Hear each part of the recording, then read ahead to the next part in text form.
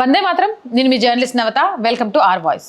హిందువుల విషయంలో నేను ఒక విషయం చెప్దాం అనుకుంటున్నా. హిందువులకు స్వతసిద్ధంగా ఉండే ఉదార భావాల వల్ల ఏం చేసినా స్పందించరు అనే ధైర్యంతో సెక్యులరిజం పేరుతో అనేక హిందూ వ్యతిరేక ప్రచారం, పిల్లల పాఠ్య పుస్తకాలు, సినిమాలు, ప్రింట్ మీడియా, ఎలక్ట్రానిక్ మీడియాలో గత కొన్ని దశాబ్దాలుగా విపరీతంగా చేయబడుతున్నాయి.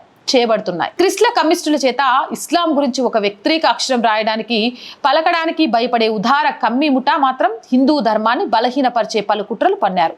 కానీ ఏనాడైతే సోషల్ మీడియా వచ్చిందో ఈ ముఠా అసలు ఎజెండా బయటపడింది. హిందువులు పూర్వంలాగా మౌనం ఉండకుండా తిరిగి గట్టిగా ప్రశ్నించడం మొదలుపెట్టి, తప్పు చేస్తున్న వారిచే చేసింది తప్పు అని, మళ్ళీ ఇటువంటివి జరగవు అని వారి నుండి హామీ పొందుతూ పరోక్షంగా అటువంటి మిగతా వాళ్లకు ఒక హెచ్చరిక పంపుతున్నారు. ఈ హిందువులు హింసకు దిగకుండా కేవలం మాట ద్వారా లేదా న్యాయ పోరాటం ద్వారా ఇటువంటి వాటిని వ్యతిరేకించడానికి కూడా ఉదారవాదులు జీర్ణించుకోలేకపోతున్నారు. దేశంలో అసహనం పెరిగిపోతుంది అని ఒకటే గోల. కానీ ఇదే ముఠా తమ మానస బిడ్డలు హిందువులను రెచ్చగొడుతూ చేసిన వాటిపై ఖండన కాదు, కనీసం ఒక అక్షరం కూడా మాట్లాడలేని నపూంసకత్వం అలవాటు చేసుకున్నారు. ఎందుకంటే గత వారం కేరళలో ముస్లింలు నిర్వహిస్తున్న మెహర్ మండి అండ్ గ్రిల్స్ అనే పాపులర్ రెస్టారెంట్ వ్యాపారాభివృద్ధికి పలు వాణిజ్య ప్రకటనలు ఇచ్చింది. దానికి వారు ఎంచుకున్న థీమ్ బుజ్జి బాలకృష్ణుడి గోమాంసం లేదా ఇతర మాంస వంటకాలను తినడానికి ఆసక్తిగా అరటాకు ముందు కూర్చుని ఉన్నట్టుగా పలు ప్రకటనలు విడుదల చేశారు.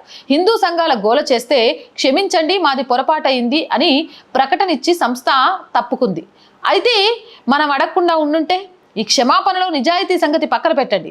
మెజారిటీ ప్రజల మనోభావాలను కావాలని గాయపరిచి రెచ్చగొట్టడం కింద రాధా వ్యాపారస్తులకు ముందు చూపించి అనుమతి తీసుకోకుండా ప్రకటనా సంస్థలు ప్రకటనలను పబ్లిక్లోకి విడుదల చేస్తాయా అంటే తెలిసే కావాలని చేశారు అని అనుకోవాల్సి వస్తుంది. నుపూర్ శర్మ చేసిన దానికంటే ఇది మరీ ఘోరమైన తప్పిదం కాదా? మరి హిందూ సంస్థల చర్యలపై ఉదార ఉన్మాదంతో విరుచుకుపడే మన ఉదార మేధావులు ఒక్కరు కూడా ఏ సోషల్ మీడియాలో ఇటువంటి చర్యను ఖండించలేదు ఎందుకు? ఒక్కసారి ఆలోచించండి. జై హింద్, జై భారత్.